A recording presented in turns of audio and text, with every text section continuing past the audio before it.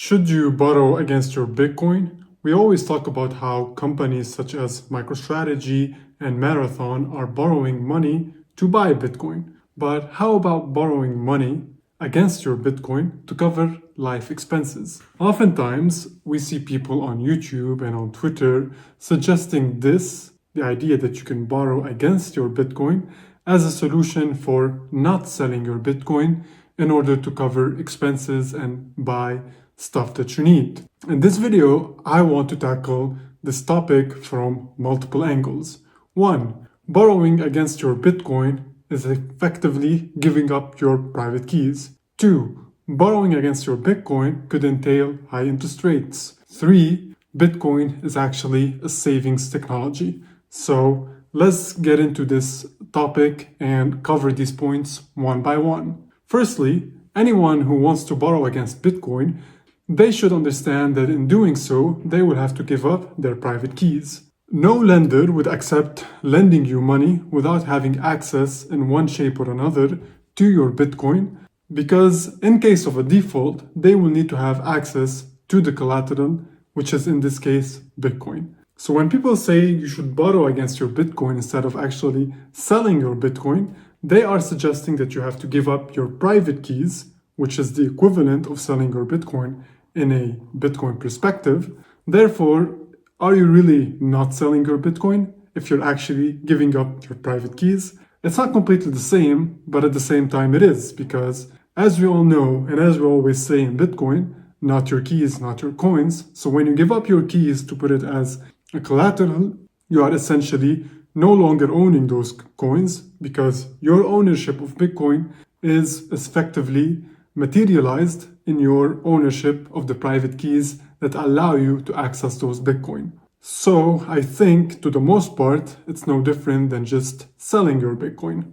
Giving up your Bitcoin private keys subjects you to counterparty risk, which could potentially lead to you losing your Bitcoin or losing the Bitcoin that you effectively gave up because of just maybe fraud or default or anything like that, just like what we saw with FTX exchange or Celsius, and we even saw that before when it happened at Mt. Gox.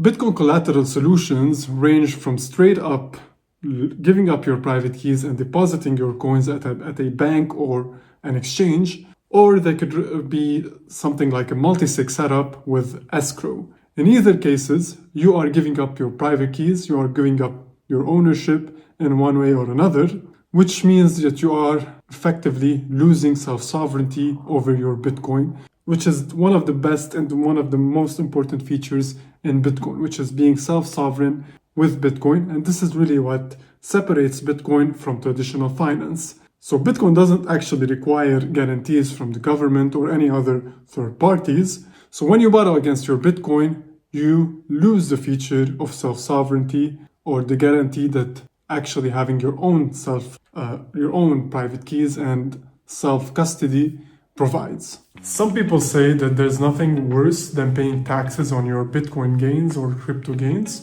Well, for me, that is one thing, and that is having to pay a fine on your taxes because you made a mistake while reporting them.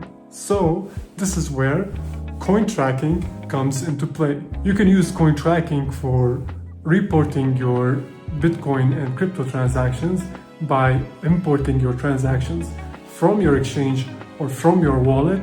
Coin tracking supports almost any exchange and almost any wallet in the industry. You can go and check it out. And right now you can get 10% discount by using my referral link down in the description of this video. You can get a 10% discount. So do it correctly and do it with coin tracking. Back to the video. Secondly, even though Bitcoin is the best performing asset for the last more than a decade, it is still a highly volatile asset. This makes Bitcoin or borrowing against Bitcoin subject to high interest rates. So the lender that takes your Bitcoin as collateral is going to be subject to high volatility. Even though we all believe that Bitcoin on the long run will go up, it's still very volatile. And so because of this, the interest rates on your loan will probably be high because they want to offset this risk. The counter argument for this is that even if the interest rate is high, and since we all believe in Bitcoin as a good store of value and it will appreciate better than almost all assets out there, this appreciation will offset the interest rate that you will have to pay. The cost of actually getting a Bitcoin loan is high, and there's never a guarantee that the Bitcoin price will go up by the time you actually deposit it as a collateral and by the time you actually take it back when the loan period is done and you actually settle the loan. So in a nutshell, borrowing against your Bitcoin is not only risky in the sense that you are giving up your keys and you are now subject to a counterparty risk, but it's also costly when considering what you have to pay in interest on the loan. Thirdly, this is the final but most important point when it comes to understanding issuing debt on your Bitcoin. Bitcoin is a savings technology, which serves the purpose of freeing you from a debt-based system or a debt-based economy. The best thing about the technology of Bitcoin is that it is an asset that has number go up encoded in it. The fact that Bitcoin keeps going up in value and it essentially saves its value, this allows you to save up and buy this car, buy this house, or start this business without us actually going through that to the most part. Obviously, that will always exist even if Bitcoin becomes a commonly used currency or money. It will always exist in many shapes and forms, but what our bet is that because Bitcoin holds its value, it will actually move us from a debt-based society into a savings-based society to the most part.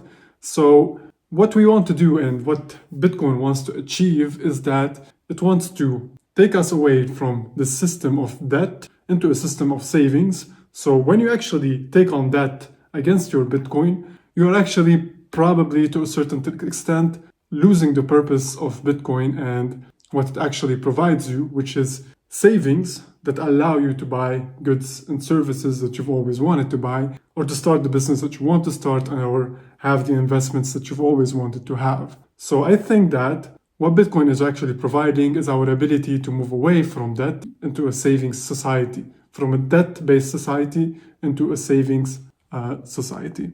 So should you borrow against your Bitcoin? Well, I'm not really going to tell you what you need to do or not do. This is not financial advice. But while it may seem like an attractive way for accessing cash flow, it still comes with a lot of downsides that I just mentioned in this video. And I think you should be aware of them. You should be aware that you will have to be subject to counterparty risk when you give up your coins and deposit them as a collateral.